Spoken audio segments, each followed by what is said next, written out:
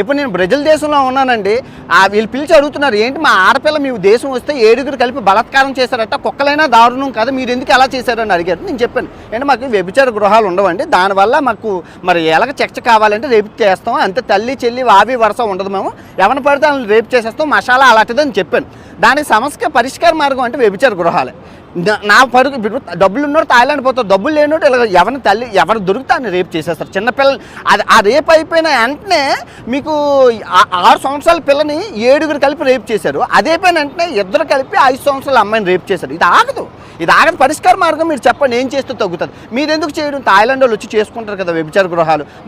భారతీయులను ఎవరు చేయమన్నారు? సంస్కృతి అడ్డొస్తుందంటే అమాతరాను అభినవ్లో కామంతో కళ్ళు మూసుకున్నోడికి ఏం కనబడ్డు. మళ్ళీ వెంటనే ఆ రేపు అయిపోయిన వెంటనే 6 కలిపి ఒక 5 సంవత్సరాల పిల్లల్ని రేపు చేశారు. అదైపోయిన వెంటనే 2 కలిపి 5 సంవత్సరాల పిల్లల్ని రేపు చేశారు.